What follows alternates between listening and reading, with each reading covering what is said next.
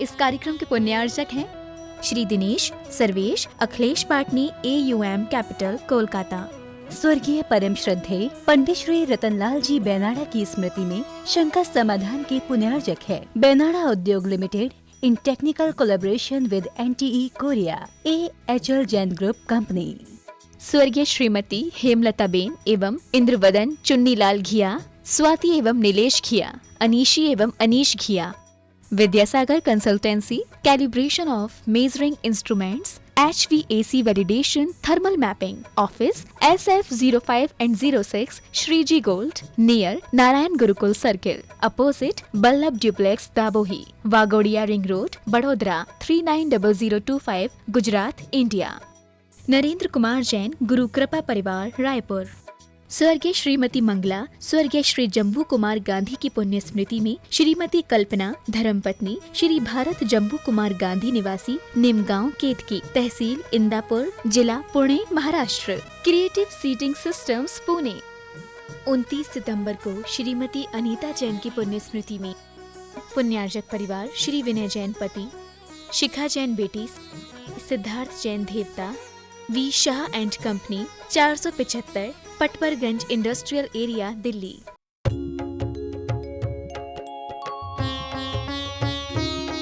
शंका समाधान। बोलिए समन संस्कृति उन्नायक प्रातः स्मरणीय संत शिरोमणि परम पूज्य एक पाठाचार्य गुरुवर विद्यासागर जी महामुनिराज की जय जय जय। बोलिए गुणायतन प्रणीता शंका समाधान प्रवर्तक भावना योग प्रवर्तक प्रखर वक्ता परम पूज्य एक मुनिवर प्रमाण सागर जी मुनिराज की जय जय जय। बोलिए परम पूज्य एक मुनिवर अरह सागर जी मुनिराज की जय जय जय।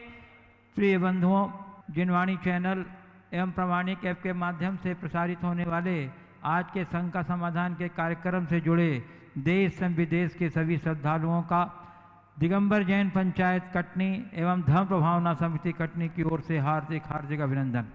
मैं आपको लिए चलूं शंका समाधान की ओर।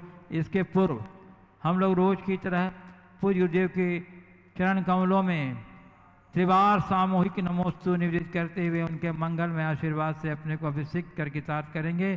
तो चलिए हाथ जोड़िए, मस्तक झुकाइए और बोलिए मेरे साथ नमोस्तु गुरुदेव, नमोस्तु गुरुदेव, नमोस्तु गुरुदेव।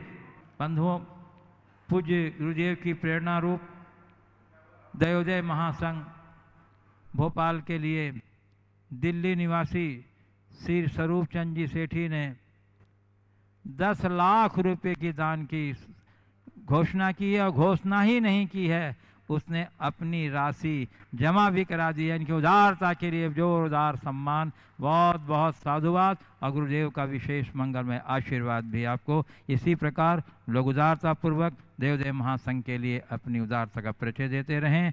और चलिए इसी के साथ मैं आपको बता दूं कि पूज्य गुरुदेव का जो अभी प्रवचन श्रृंखला चल रहा है जीवन की ABCD, बहुत ही मोटिवेशनल और बहुत ही मनोवैज्ञानिक ढंग से हो रहा है, जो हमारी जीवन की दिशा और दशा को प्रस्तुत करने बहुत सहायक है। ऐसे प्रवचन बहुत दुर्लभ है, ये दुर्लभ अवसर है। आज O से हुआ था, कल P से है, इसलिए आप जुड़े रहिए इससे। और जो लोग जुड़े हैं अधिक से अधिक संख्या में इसका प्रचार करें, खासकर युवा वर्ग को जरूर प्रेरित करें, क्योंकि ये उनके लिए बहुत मोटिवेशनल है। और चलिए अब मैं आपको लिए चलूँ शंका समाधान की ओर। इसके पूर्व हम लोग प्रथम प्रश्न जो आपके चरणों में मैं उपस्थित कर रहा हूँ, इंदौर मध्य प्रदेश से श्री महेंद्र जैन पत्रकार का। गुरुदेव, सफल जीवन में पारस्परिक तुलना किस प्रकार हमारे स्वाभाविक गुणों को सकारात्मक अथवा नकारात्मक बना सकती है? हमें प्रत्येक कार्य के परिणामों को गुण दोष के आधार पर देखना चाहिए या तुलनात्मक दृष्टिकोण से? कृपया मार्गदर्शन। देखिए, एक दूसरे की तुलना करना कई अर्थों में अच्छा भी है तो कई अर्थों में बुरा भी। जब हम अपनी कमियों को समझने के लिए स्वयं अपनी किसी से तुलना करते हैं और उसके सामने अपने आप को नापते हैं तो ये कंपैरिजन हमारे जीवन के विकास के लिए एक प्रेरणा भी बन सकती है। लेकिन जब हम अपने से नीचे वालों की अपनी तुलना करके अपना अभिमान बढ़ाते हैं तो ये हमारे लिए बहुत बाधक होती है। ये तो हुआ स्वयं के द्वारा स्वयं की अन्यों से तुलना। लेकिन कुछ लोग हैं जो एक दूसरे से एक दूसरे की तुलना करते हैं, वो बहुत अच्छी बात नहीं है। वो प्रायः एक दूसरे को देखकर एक दूसरे की तुलना करते हैं, और तुलना में और क्या कहूँ, साधुओं की भी तुलना कर देते हैं। एक बार एक भाई आया, वो एक दिन मुझसे कह रहा था, महाराज जी मैंने तुलना की, आपके पहले के प्रवचन और अब के प्रवचनों में बड़ा अंतर आ गया। 20 बरस पहले के जो आपके प्रवचन थे और अब के प्रवचन में जमीन आसमान का अंतर है। हमने कहा तू वहीं का वहीं है, इस तुलना से तुझे क्या फायदा। साधु की साधु से तुलना, अन्यों से तुलना, और वो तुलना फिर कई बार किसी को श्रेष्ठ साबित करने की भावना आ जाने से द्वेष का भी कारण बन जाता है। वो कंपैरिजन जो कंपटीशन में लगा दे वो ठीक बात नहीं है। इसलिए हमें हर व्यक्ति के गुणों का सत्कार करना चाहिए। यदि उसमें कोई अच्छाई है तो सहज भाव से स्वीकार करना चाहिए, लेकिन एक दूसरे से इस तरह की तुलना बिल्कुल नहीं करना चाहिए। पूज्य गुरुदेव, कटनी मध्य प्रदेश से डॉक्टर अखिलेश जैन कह रहे हैं, महाराज श्री आपके प्रवचन में जिस तरह आपने प्रेम को क्लासिफाई किया था, क्या उसी तरह मोह को भी क्लासिफाई किया जा सकता है, अथवा मोह सिर्फ मोह है और सभी दुखों का कारक ही है? कृपया गुरुदेव समाधान करें। देखिए, बात बिल्कुल ठीक है। मैंने प्रेम को परिभाषित किया था आकर्षण जन प्रेम, सुविधा जन प्रेम और दिव्य प्रेम, परम प्रेम, आत्मिक प्रेम। मोह का सवाल जो है, वो मोह तो वही है जो हमें पागल बना दे, जो हमें मुग्ध कर दे, जो हमारे विचार और विवेक को लील जाए, उसका नाम मोह है। जो हमारी शुद्ध बुद्ध को न जानने दे, उसका नाम मोह है। तो मोह आकर्षण से भी भयानक है, वो एक प्रकार की आसक्ति है। इसलिए मोह को हम मोह के रूप में ले सकते हैं, और अगर उसमें भी यदि उसका वर्गीकरण करें तो तीव्र मोह, प्रगाढ़ मोह और मंद मोह के रूप में हम कह सकते हैं। लेकिन मोह को हम कहें कि ये मोह अच्छा, ये मोह बुरा, मोह तो मोह ही है, जीवन की नैया को डुबाने वाला है। पूज्य गुरुदेव, कटनी मध्य प्रदेश से ही श्री सेठ सुभाष जी जैन, निदेशक धम्म पहुना समिति कटनी कह रहे हैं, महाराज जी दया दान पूजादि पुण्य व विषय कसाय आदि पाप कर्म बंध है, दोनों का जन्म स्थान एक ही है। अच्छा, दोनों कर्मों को करने में ज्ञानी और अज्ञानी एक से दिखाई देते हैं। ऐसा कैसे है कि ज्ञानी की क्रिया निर्जरा कारण है और अज्ञानी का फल कैसा होना चाहिए? गुरुदेव बताएं। बहुत अच्छा सवाल किया है। दया दान आदि शुभ क्रियाएं जो पुण्य के कर्म है, पुण्य बंध के कारण है, और विषय भोग आदि पाप की क्रियाएं जो पाप के बंध के कारण है। दोनों क्रियाएं हैं और दोनों देखने में ऊपर से एक है, लेकिन ज्ञानी के दया दान आदि शुभ क्रियाओं से पुण्य का बंध और पाप की निर्जरा हो रही, और अज्ञानी के द्वारा केवल बंध हो रहा है। ऐसा क्यों, यही पूछना चाह रहे हैं। देखिए, बात ऐसी है, ज्ञानी जो शुभ क्रियाएं करता है, उसकी उन शुभ क्रियाओं के पीछे का भाव एक ही है, वह है अशुभ से बचना। वो अशुभ से बचने के लिए दया दान आदि क्रियाएं करता है, और अज्ञानी यदि दया दान आदि की क्रियाएं करता है तो वह केवल करने के लिए करता है, उसे ही अपना धर्म और इष्ट मान करके करता है। उसके परिणाम स्वरूप अज्ञानी को केवल पुण्य की प्राप्ति होती है और ज्ञानी को पुण्य के बंध के साथ साथ पाप की निर्जरा का भी सुअवसर प्राप्त होता है। दृष्टि में अंतर है।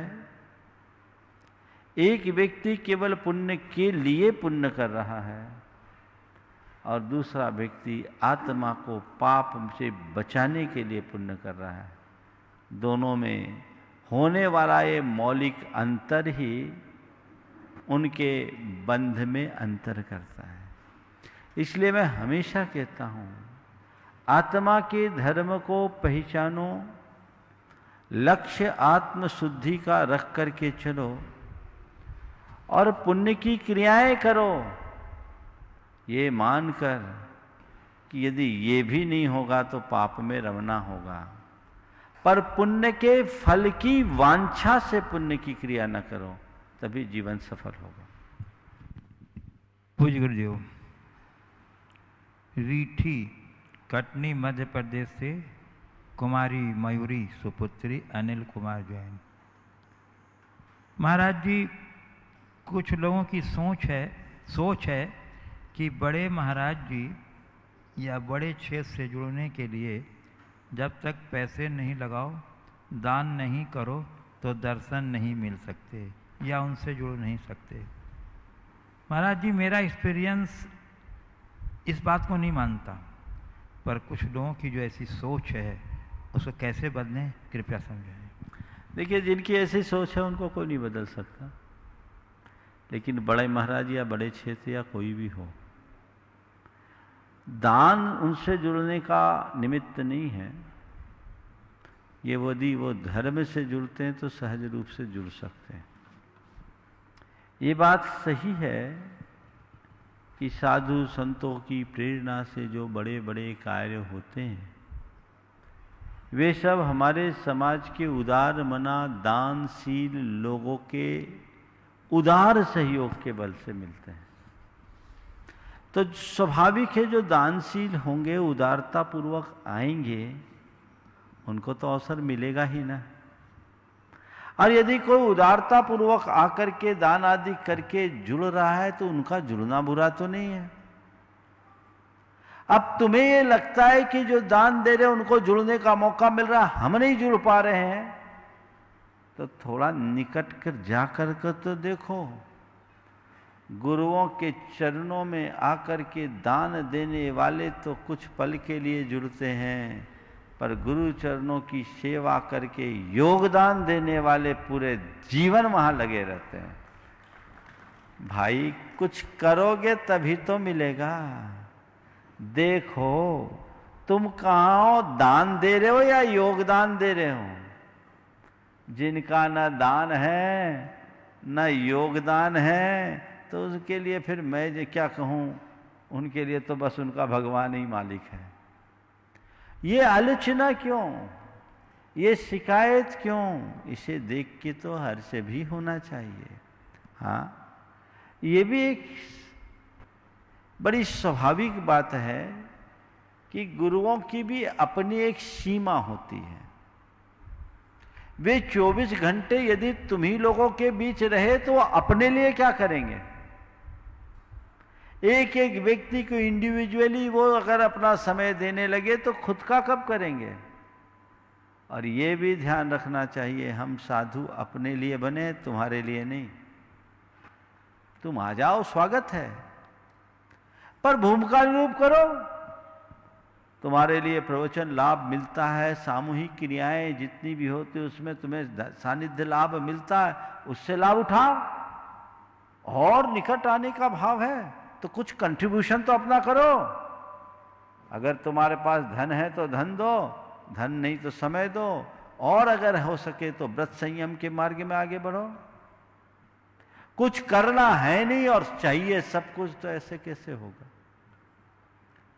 एक बार ऐसा ही सवाल इस मंच से आया था कि आचार्य श्री के आहार तो उन्हीं के यहाँ होते जो पैसा वाले होते हैं।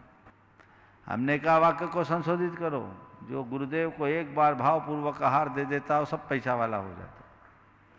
और भाव देखो, सन 2002 में गुरुदेव बोहरीबंद आए। पहले दिन गुरुदेव का आहार वहां के पुजारी गोपीचंद के यहां हुआ। पहले दिन साधारण सा आदमी, उस समय उनकी 3-3,500 की तनख्वाह होगी, उन्हें पड़गाहन किया।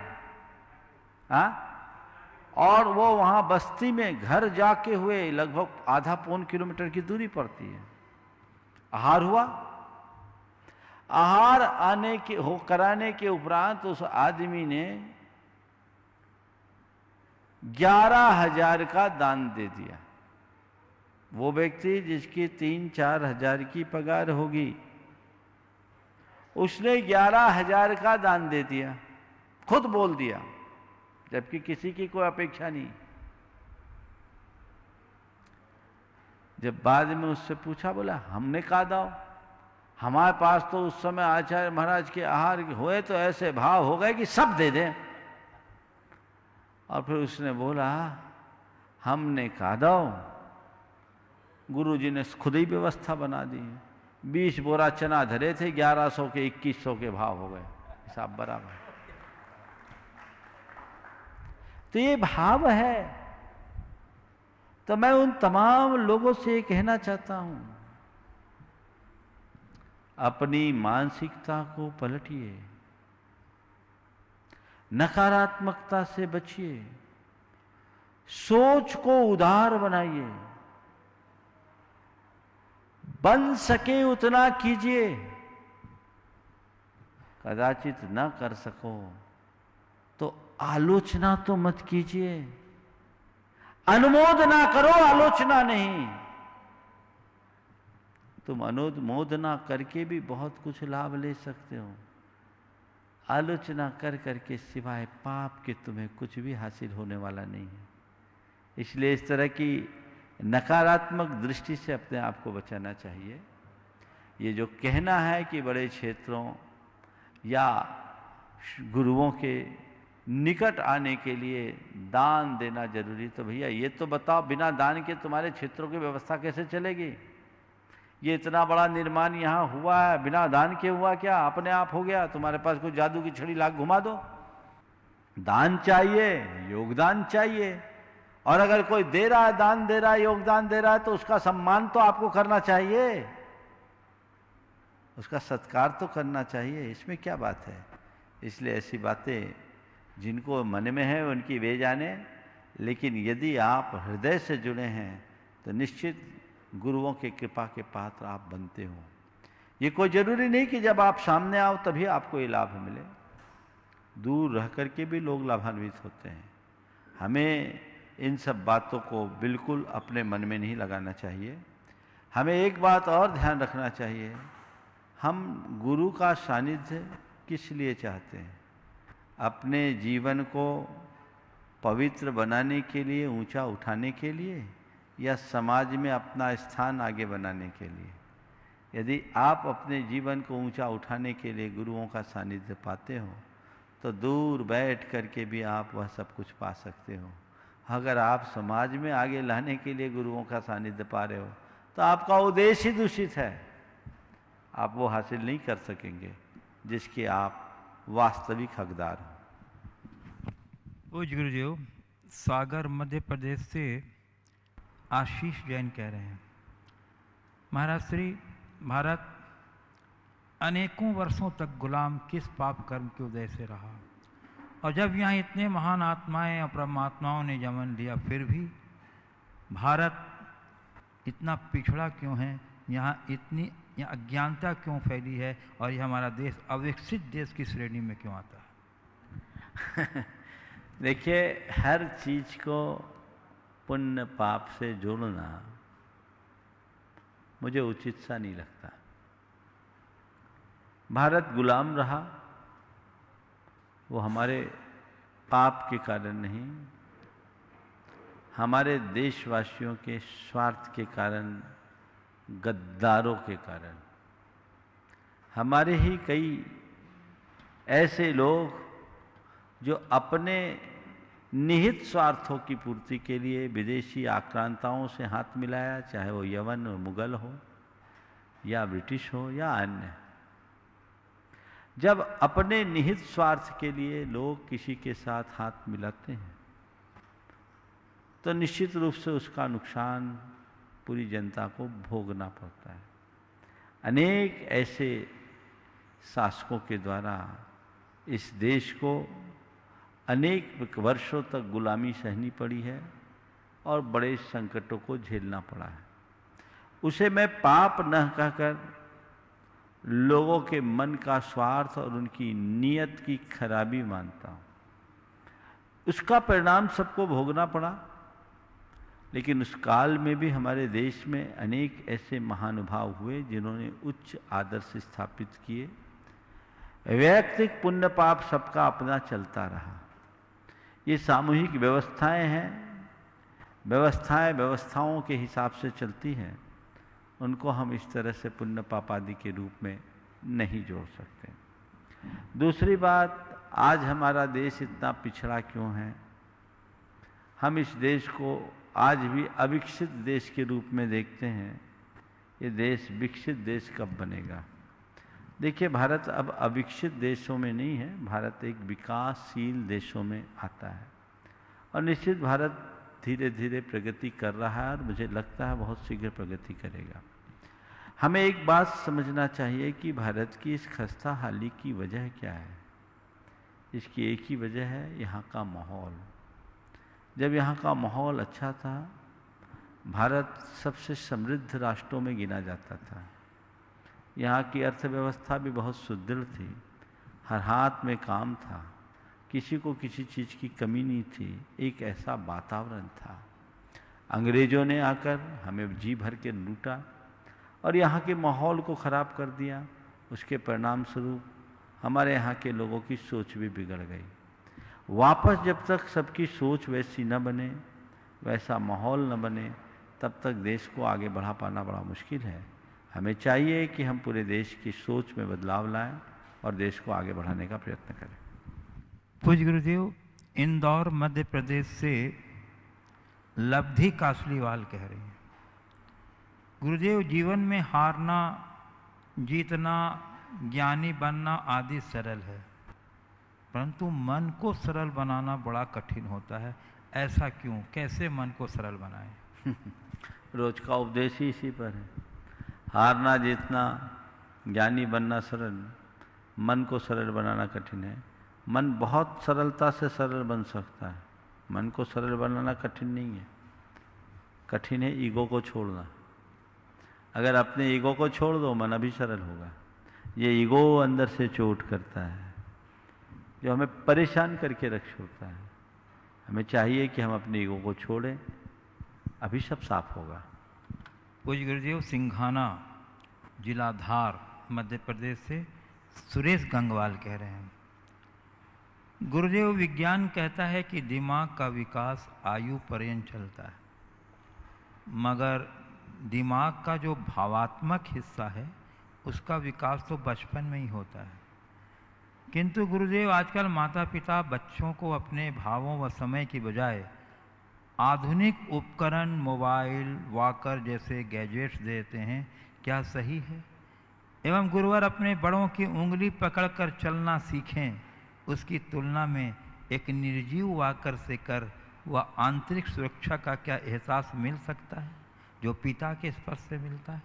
तथा जिस बच्चे ने बिना गिरे चलना सीखा, वह कैसे सीखेगा कि गिर कर उठना भी जीवन है, और कभी जीवन में वह गिरा तो उठेगा कैसे? गुरुदेव का समाधान। देखिए, बहुत अच्छा सवाल है और आज के संदर्भ में इस विषय में हमें बहुत गंभीरता से सोचने की आवश्यकता और अपेक्षा भी है।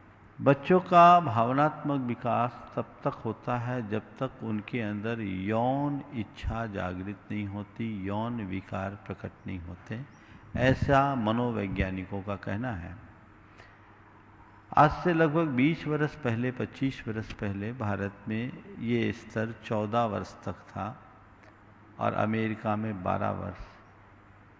अब भारत में भी 12 वर्ष तक आ गया।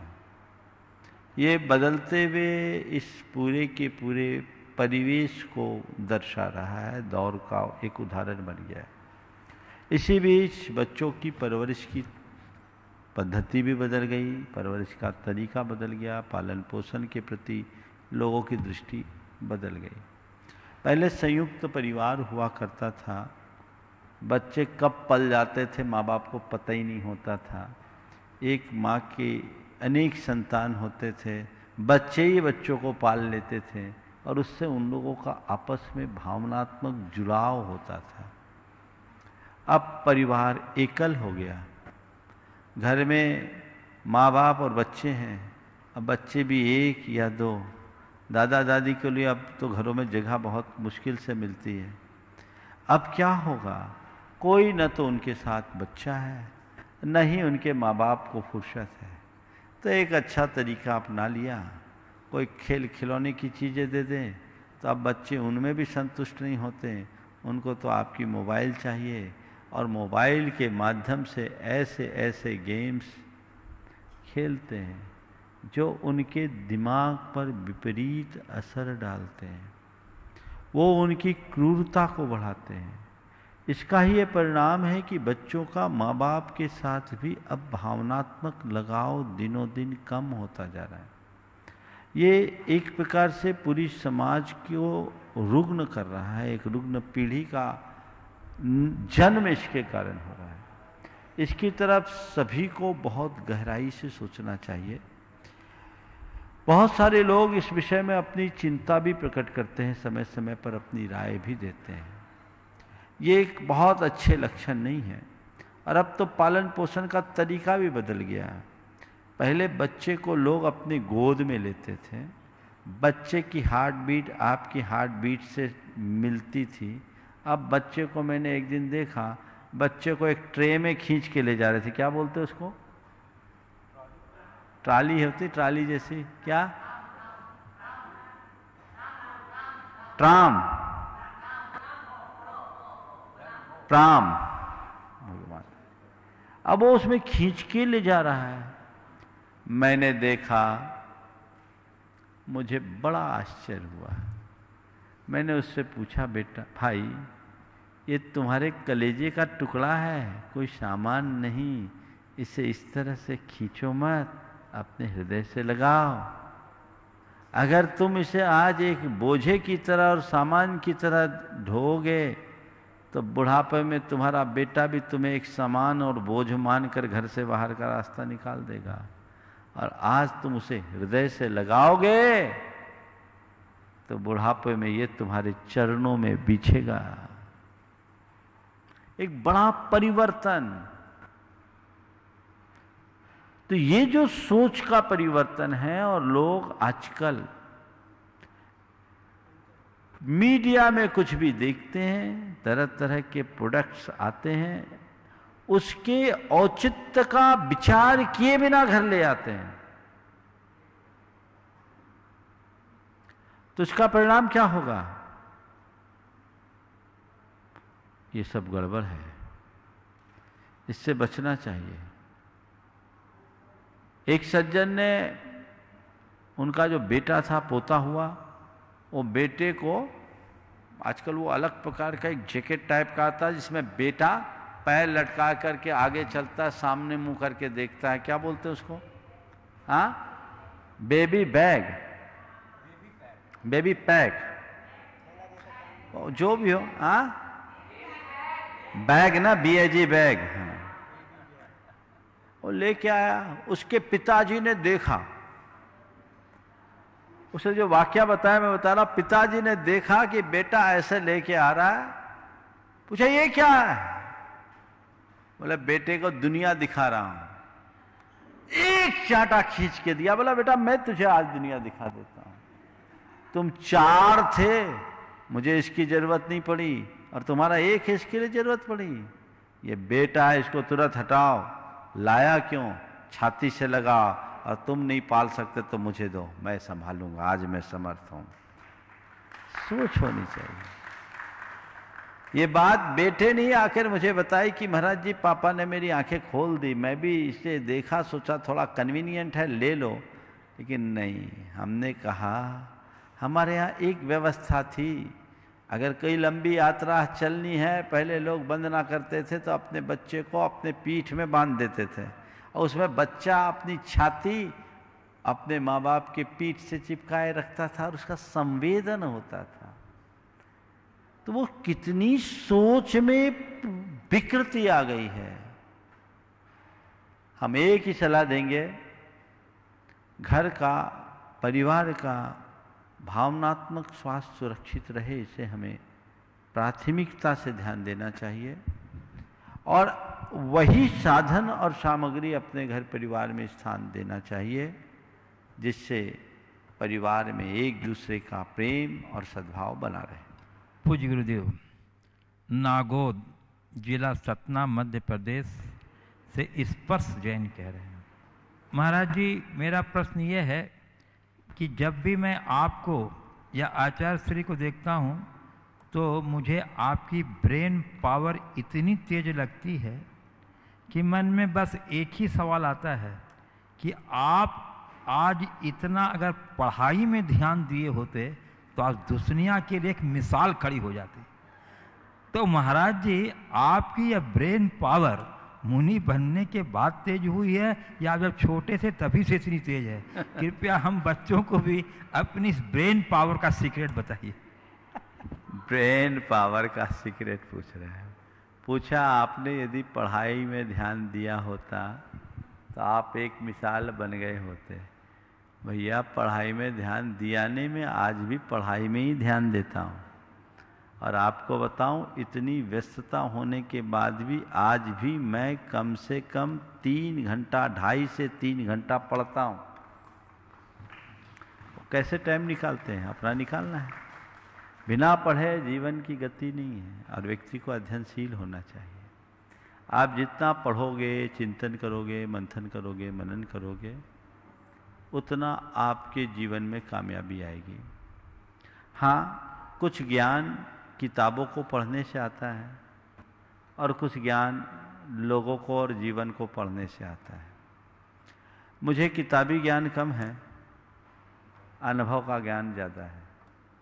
मैं आप लोगों को भी पढ़ता हूँ, सुनता हूँ, समझता हूँ और वही आप लोगों को सुना देता हूँ। आप लोगों को अच्छा लगता है। जहाँ तक ब्रेन पावर की बात है, ये सबके पास है। अंतर केवल इतना है कि हम उसका इस्तेमाल कर लेते हैं, आप लोग उसका इस्तेमाल करना नहीं जानते। इस्तेमाल करना सीखिए, आपके पास वो क्षमता है। आपने अपने दिल दिमाग में बिठा रखा है कि मेरे से बनेगा नहीं। बनेगा क्यों नहीं? सब हम कर सकते हैं। लगन रखिए, मेहनत कीजिए। मैं जब विद्यार्थी जीवन में था, एवरेज था और ठीक ठाक था, लेकिन साधु जीवन अंगीकार करने के बाद मैंने ये महसूस किया, गुरु कृपा और संयम से ज्ञान में, क्षोभशम में बड़ी वृद्धि होती है। पहले मैं जब किसी विषय को पढ़ता था तो मुझे याद करना पड़ता था, 3-4 बार पढ़ना पड़ता था। गुरु शरण में आने के बाद मुझे याद नहीं कि मैंने किसी चीज को याद किया है। मैं आप लोगों से जो बोल रहा हूं ध्यान से सुनो। मुझे याद नहीं कि मैंने किसी चीज को याद किया, प्रारंभिक जो बातें थी उनको छोड़कर।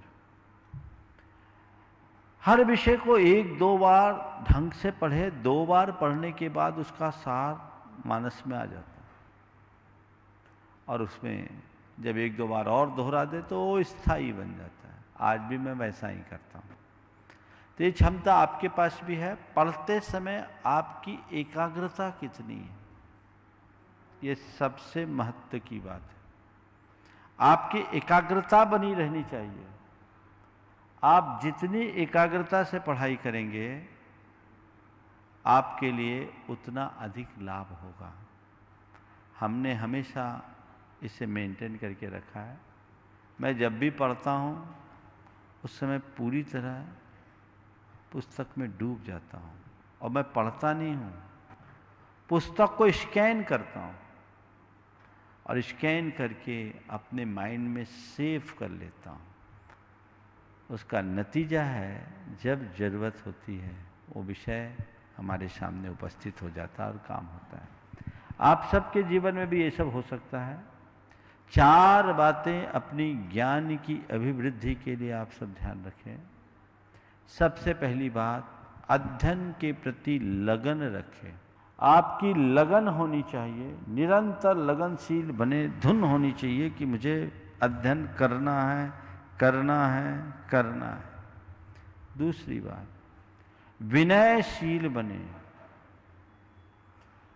ज्ञानी के प्रति जिनसे ज्ञान पा रहे हैं उनके प्रति आपकी पूर्ण विनय होनी चाहिए, क्योंकि 25% ज्ञान केवल विनय से प्राप्त होता है। तो आप विनयशील बने, लगनशील बने, विनयशील बने। तीसरी बात, अपने ज्ञान की वृद्धि के लिए आप अपनी कषायों को मंद करें।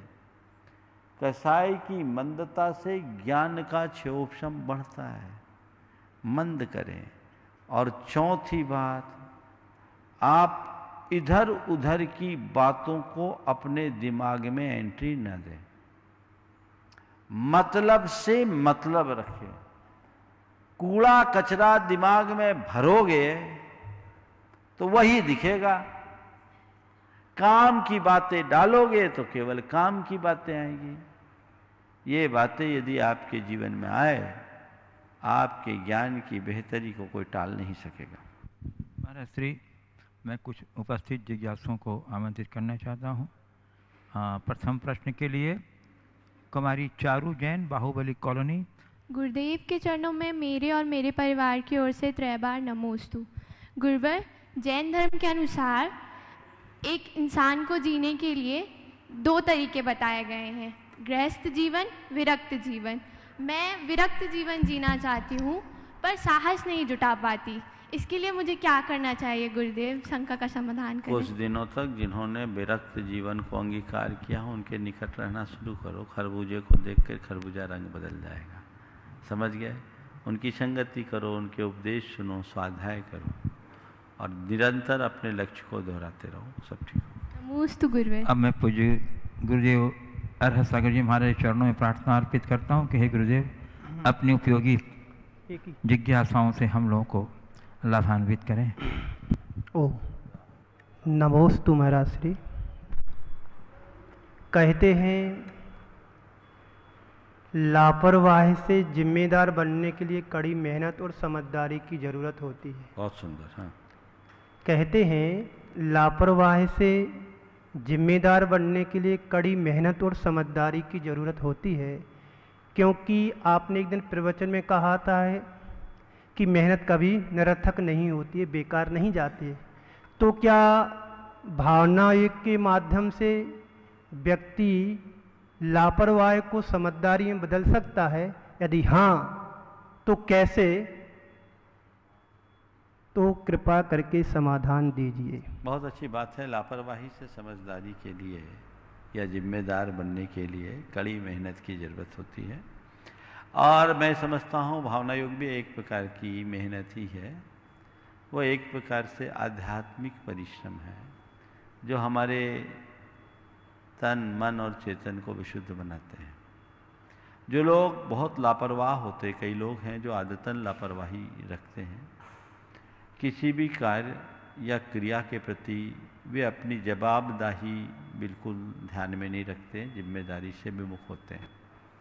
ऐसे लोग जो हर कार्य में, हर क्रिया में लापरवाह है और उस लापरवाही के परिणाम को भी भुगतते हैं। यदि वे अपनी लापरवाही को समाप्त करना चाहते हैं या वे जिम्मेदार या समझदार इंसान बनना चाहते हैं, सबसे पहली जरूरत है वो चाहे। यदि वो चाहते हैं तो उसे भावना योग से इसका पूरा लाभ मिल सकता है। उसके लिए 2-3 अफर्मेशन सूत्र अपनाया जा सकता है। मुझे दायित्व निभाना है, मुझे दायित्व निभाना है, या मुझे जिम्मेदार बनना है या मैं जिम्मेदार हूँ, इनसे मिलता जुलता कोई एक वाक्य दोहराए। मुझे दायित्व निभाना है या मैं जिम्मेदार हूँ, मैं जिम्मेदार हूँ, मैं जिम्मेदार हूँ, मैं जिम्मेदार हूँ। तो इससे उसके अंदर अपने दायित्वों के प्रति एक जागरूकता होगी। इसी तरह अपने अंदर की समझदारी को बढ़ाने के लिए उन्हें बार बार दोहराना चाहिए, मुझे समझदारी से काम लेना है, मुझे समझदारी से काम लेना है, मुझे समझदारी से काम लेना है। ये वाक्य दोहराए और इसे ही अगर और संक्षिप्त बनाएं तो आप बना सकते हैं, मुझे सजग रहना है, जो आपको अंदर से जागरूक बनाएगा। इसे नियमित दोहराइए। एक दो बार मंत्र की तरह पढ़ने से काम नहीं होगा। मंत्र के विषय में भी कहा जाता है मंत्र का असर तब होता है जब वो सिद्ध हो। तो इन संकल्पों का भी प्रभाव तभी होगा जब वो आपकी तन मन में रच पच जाए। बार बार दोहराओ, बार बार चिंतन में लाओ तो फर्क पड़ता है। नमोस्तु महाराज। श्री अरहन जी, पदम कुमार जी काला बानापुरा, और उसके बाद तैयार रहेंगी कुमारी कृति अरविंद राजा जबलपुर। महाराज जी के चरणों में त्रैबार नमोस्तु। महाराज जी, हमारे मम्मी पापा एकदम धार्मिक हैं और हम थोड़े से धार्मिक और थोड़े से मॉडर्न हैं, तो इन चीज़ों को लेके घर में सामंजस्य कैसे बनाएं, क्या करें? थोड़ा अपने मम्मी पापा से पूछना, मेरी उम्र में आप कैसे थे? तेरे मम्मी पापा आज इतने आगे बढ़े, बहुत अच्छी बात है, व्रती हो गए और हमें उनका आदर्श अपनाना चाहिए। जब जागो तभी समारा। धार्मिक होने का मतलब ये नहीं है कि आप आधुनिकता से दूर हो जाएं, आधुनिक रहिए। और मैं मॉडर्न होना अच्छा मानता हूँ, होना भी चाहिए। जो धार्मिक लोग हैं उनको भी मॉडर्न होना चाहिए, अप टू डेट होना चाहिए। बस अपनी मर्यादाओं को खंडित नहीं करना चाहिए। आधुनिकता के नाम पर यदि हम अपनी मर्यादाओं को तोड़ते हैं, अपनी सीमाओं का उल्लंघन करते हैं, तो ये हमारे जीवन के लिए अभिशाप है। हम ये नहीं कहते कि धार्मिक हो गए इसका मतलब आप नीरस जीवन जिए। धार्मिकता के साथ जीवन का परम रस ले, लेकिन दायरे के भीतर उसका उल्लंघन न करें। बस इतना ध्यान रखना, तुम कितना धर्म करते हो उससे मुझे कोई प्रयोजन नहीं। एक संकल्प लो कि मैं जीवन में अधर्म नहीं करूँगा, सारी व्यवस्थाएं बन जाएगी। फिर न तुम्हारे माँ बाप को तुमसे कोई शिकायत होगी, न तुम्हें खुद से कोई परेशानी होगी। पर ये सीमा रेखा तो सुनिश्चित होनी ही चाहिए। आधुनिक होने का ये मतलब तो नहीं है कि हम अंधाधुंध प्रवृत्ति करते रहे, पाप और अनाचार में, पाखंड में मग्न हो जाए। मेरे संपर्क में ऐसे अनेक लोग हैं जो बड़ी बड़ी कंपनियों के संचालक हैं और 5 स्टार होटलों में रुकते हैं, बिजनेस क्लास में ट्रैवल करते हैं, दुनिया के सारे सुख भोग करते हैं, लेकिन अपनी धार्मिकता को साथ रख करके चलते हैं। उनके द्वारा ऐसे लोग जो जमीकंद भी नहीं खाते, ऐसे लोग जिनको हर हफ्ते में एक बार भारत से बाहर जाना पड़ता है, वे लोग भी हैं। क्या वो मॉडर्न नहीं है? सब है, लेकिन ध्यान केवल इतना रखना है कि हमारा ये जीवन केवल मौज मस्ती के लिए नहीं मिला है। मौज मस्ती करिए, लेकिन ऐसी मौज न करें जो किसी के खौफ का कारण बने। बस इतना ध्यान रखो। आप चाहो जितनी खुशी पाओ, पर तुम्हारी खुशी किसी के आंसू के ऊपर नहीं होना चाहिए, इतना ध्यान रखो। तुम्हारी खुशी यदि किसी की आंसू का कारण बन रही है तो ये कतई उचित नहीं है। इतनी समझ बन जाए सब ठीक होगा। कुमारी कृति जैन, अरविंद राजा जबलपुर, गणायतन ट्रस्टी मंत्री, और उसके बाद तैयार रहेंगी कुमारी वंदना लाधानी, बक्सरा, गुजरात। गुरुवर के चरणों में त्रिवार नमोस्तु नमोस्तु नमोस्तु। गुरुवर, कहने को तो आज का मनुष्य सिविलाइजेशन की ओर विकसित हो रहा है, परंतु गुरुवर इसके साथ कल्चरल वैल्यू का डिवैल्यूएशन भी बहुत ज़्यादा तेज़ी से होता जा रहा है। तो गुरुदेव, क्या संस्कृत मूल को छोड़कर मनुष्य अगर आगे बढ़ेगा तो क्या हम सफलता पा सकते हैं?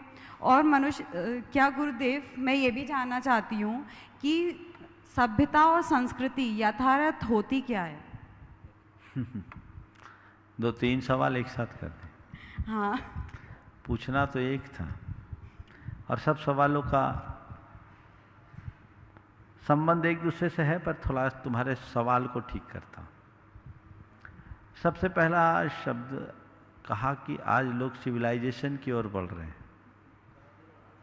लेकिन सिविलाइजेशन की ओर बढ़ने वाले लोग अपने मूलभूत जीवन मूल्यों से विमुख हो रहे हैं, यही कहना चाह रहे हैं। हाँ। देखिए, जिसे सिविलाइजेशन कहा जा रहा है उसे हमें थोड़ा ठीक तरीके से समझना चाहिए। आज के लोगों के इस कथित आधुनिकता या सिविलाइजेशन के संदर्भ में मैं केवल इतना ही कहूँगा कि आज के लोगों की स्थिति एक ऐसी लाठी की तरह है जो ऊपर से रंगी पुती है और भीतर से घुनी हुई है। और लाठी बड़ी लुभावनी और आकर्षक तो दिख रही है, पर उसमें कोई दम नहीं है। लोग आज बाहर से बहुत ज्यादा समर्थ दिखते हैं, पर अंदर से सबके सब टूटे हुए हैं। उनकी बाह्य शक्तियां दिनों दिन विस्तीर्ण हो रही है और आंतरिक शक्ति दिनों दिन क्षीण होते जा रही है। आज के तथाकथित सिविलाइज लोगों की बात करूं तो बातें समझदारों की करते हैं और काम पागलों जैसा। ऐसे समझदारों के पागलपन को कौन ठीक कर सके? इसकी एक ही वजह है कि लोगों ने अपने मूलभूत मूल्यों को खो दिया। पूछा है संस्कृति और सभ्यता यथार्थता क्या है? संस्कृति क्या है, सभ्यता क्या है? अलग अलग शब्दों में इसकी व्याख्या करने की जगह हम इसे एक उदाहरण से बता देना चाहेंगे। दूध को दूहना, दही जमाना, मंथन करना, नवनीत निकाल कर घी बनाना हमारी संस्कृति है। बात को थोड़ा गहराई से समझना। दूध दूहकर उसका मंथन करके नवनीत निकालकर घी पाना संस्कृति है, और उस पाए हुए घी को खाने की जगह भगवान के ज्योत में पहले जलाना ये हमारी सभ्यता है। जीवन के सार को पाना हमारी संस्कृति है, और जिन्होंने सार को पा लिया उनके प्रति समर्पित रहना हमारी सभ्यता। ठीक है। कुमारी वंदना लाधानी, बक्सरा गुजरात। वक्त तैयार रहेंगे श्री राजेश सेठी, सरिया झारखंड, ऑर्गेनाइजिंग ट्रस्टी।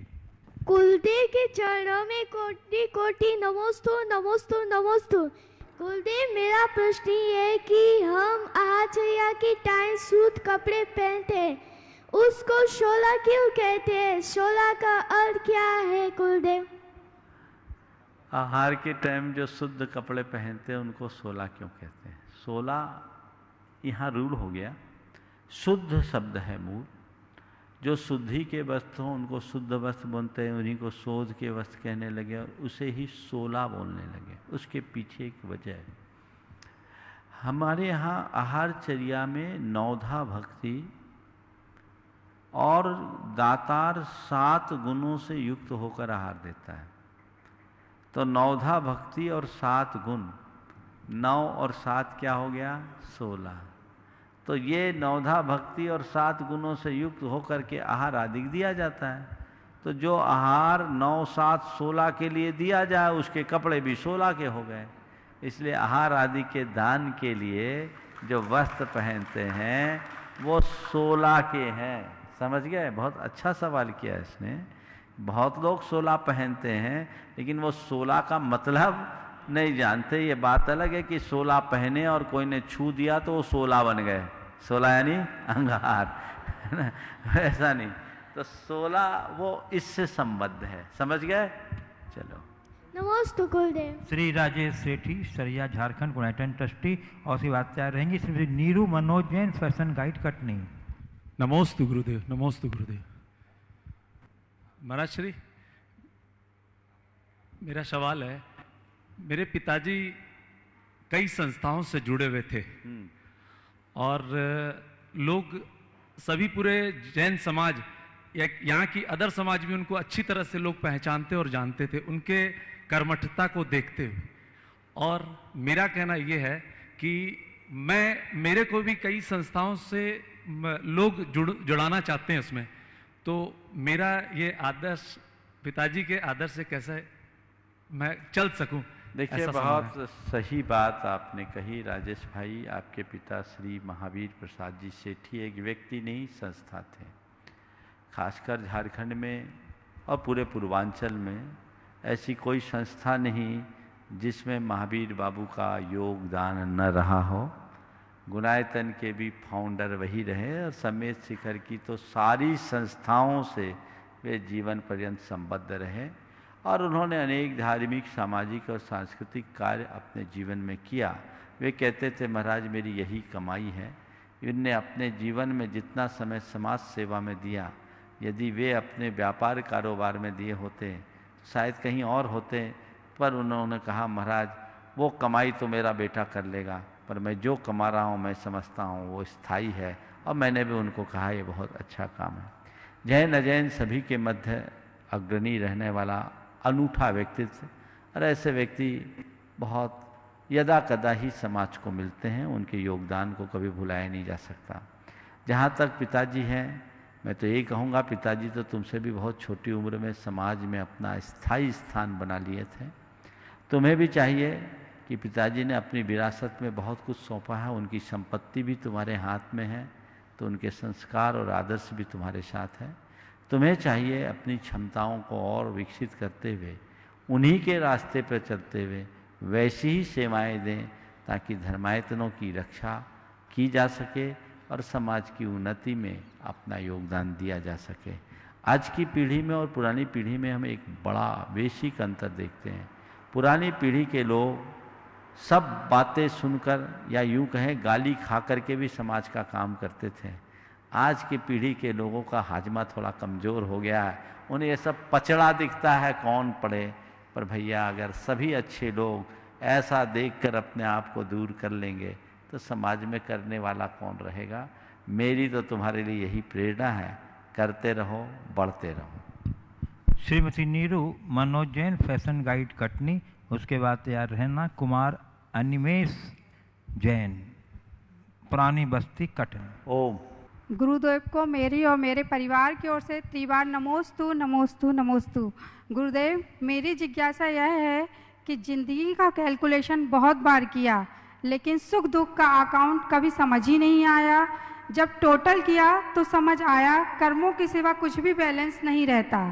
तो गुरुदेव, जिंदगी की बैलेंस शीट में हम परफेक्ट कैसे बनाए रखें और लॉस ना हो तो हम क्या करें? बहुत अच्छा है, इतना थोड़ा बैलेंस बना करके पूछा होता तो मैं पूरा सुना होता, लेकिन आपकी बात का सार मैं समझ गया हूँ, इसलिए दोबारा बोलने के लिए तो नहीं कहूँगा।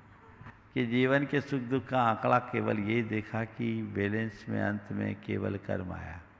आपने पूछा हमारी बैलेंस शीट कैसी बने जिसमें कि हम कुछ प्रॉफिट हो, लॉस ना हो। तो देखिए, जो बैलेंस शीट होती है ना, उसमें प्रॉफिट और लॉस दोनों दिखाया जाता है। समझ गए? तो जो बैलेंस कभी भी हम बनाएं अपनी बैलेंस शीट को, तो मैं तो इतना ही कहता हूँ, इसका एक ही सिस्टम है। अगर आपने कर्मों का संतुलन बना लिया तो आपकी बैलेंस शीट हमेशा अच्छी बनी रहेगी। और कर्मों का संतुलन खो दिया तो आपकी बैलेंस शीट नीचे आएगी। तो हमें चाहिए जो कर्मोदय हो रहा है उसमें क्षमता रखें, जिससे हम कर्म को गलाने में समर्थ हों और नए कर्म के बंध से अपने आप को बचा सकें, तो हमारी स्थिति हमेशा प्रॉफिट में जाएगी। चलिए, कुमार अनिमेश जैन, पुरानी बस्ती कटनी, प्रचार रहना। कुमारी ईरिया जैन। गुरुवर के चरणों में मेरा बारंबार नमोस्तु। गुरुदेव, किसी भी कार्य की सफलता के लिए दिल और दिमाग की एकरूपता आवश्यक है, परंतु गुरुदेव विडम्बना है, प्रायः दिल और दिमाग एक दूसरे के विरोधी ही बने रहते हैं। तो गुरुदेव, इस विरोध को प्रायः कैसे समाप्त करें? देखिए, जिनका दिल दिमाग ठीक तरीके से काम करता है वो शिखर पर जाते हैं, और जिनका दिल दिमाग एक दूसरे के नियंत्रण में नहीं रहता वो सड़क पर घूमते हैं। तो हमें चाहिए कि हम अपने दिल और दिमाग को संतुलित करें। और कैसे करें? तो दिल और दिमाग को संतुलित करने के लिए आप भावना योग कीजिए। दिल भी संतुलित होगा, दिमाग भी संतुलित होगा, और आप अपने जीवन में कुछ बेहतर करने में समर्थ हो सकेंगे। कुमारी ईरिया जैन, कुमारी परिधि जैन, बाहुबली कॉलोनी। नमोस्तु गुरुदेव। गुरुदेव, मेरा यह प्रश्न है कि माँ बोलती है कि ये करो, पापा बोलते हैं कि वो करो, और मेरा मन कुछ और ही बोलता है। तो गुरुदेव, मेरा यह प्रश्न है कि मैं क्या करूं? कभी माँ की करो, कभी पापा की करो, कभी मन की करो, खुद भी खुश रहो, सबको खुश रखो। नमोस्तु गुरुदेव। कुमारी परिधि जैन, बाहुबली कॉलोनी। नमोस्तु महाराज जी। महाराज जी, मैं जब कुछ त्याग करना चाहती हूँ तो लोग मुझे बोलते हैं अभी से त्याग क्यों करना चाहती हो, अभी तुम्हारी एज ही क्या है। तो महाराज जी, मेरा प्रश्न ये है कि किस एज में त्याग करना चाहिए? सबसे पहले तो जो ये बोलते हैं ना कि अभी तो तुम्हारी एज ही क्या है, तो कहना ठीक है अंकल या ठीक है आंटी। अब अंकल ही आंटी मिलते हैं और तो कोई मिलते ही नहीं है। आपकी तो एज हो गई, आप कर लो। समझ गए? समझ में आ जाएगा। त्याग की कोई एज नहीं होती, जब समझ आ जाए तभी उसकी एज है। समझ गए? जब जागो तभी सवेरा की उक्ति को चरितार्थ करो और अपने जीवन को धन्य करने की कोशिश करो, तभी अपना आगे हो सकता है। हाँ। श्री पंचम जी जैन, कृषि विकास परिवार, और उनके साथ में नीता जैन। कृषि विकास केंद्र परिवार की ओर से त्रिवार नमोस्तु महाराज श्री। महाराज श्री, हाँ। नमक बाहर पड़ा रहता है रात भर, लेकिन कोई चोरी करने की कोशिश नहीं करता, लेकिन रुपया पूरे दिन अंदर रहता है, उसके बाद भी लोग चोरी करने की कोशिश करते हैं। फिर भी नमक और रुपये में रूपांतर है, क्योंकि यदि नमक कम हो तो भी दिक्कत, नमक ज़्यादा हो तो भी दिक्कत। ऐसा रुपया कम हो तो भी दिक्कत और रुपया ज़्यादा हो तो भी दिक्कत, ऐसा क्यों महाराज जी?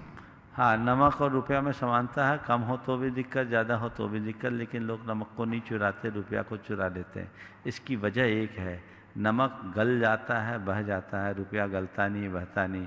यदि रुपये में गलाने और बहाने की सामर्थ्य आ जाए तो रुपया को भी कोई चुरा नहीं सकता। इस प्रकार आज के इस सत्र को परम पूज्य गुरुदेव के चरणों में नमन अर्पित करते हुए यहीं पर विराम। बोलिए परम पूज्य आचार्य गुरुवर श्री विद्यासागर जी महाराज। बोलिए परम पूज्य श्री प्रमाण सागर जी महाराज की।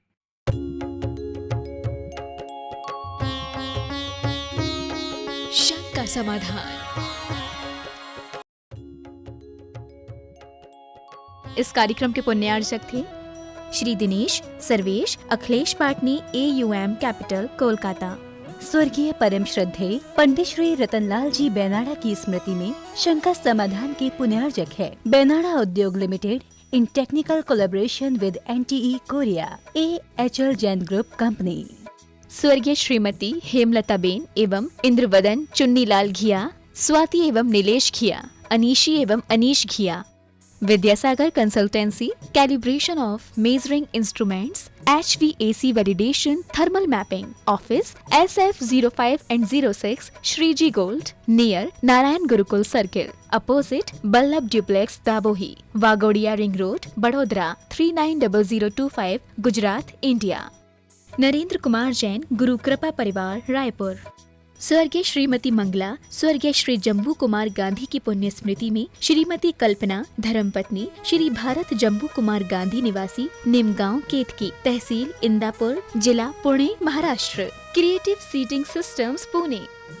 29 सितंबर को श्रीमती अनीता जैन की पुण्य स्मृति में पुण्यार्जक परिवार श्री विनय जैन पति, शिखा जैन बेटी, सिद्धार्थ जैन देवता, V Shah and company, 475 Patparganj industrial area, Delhi.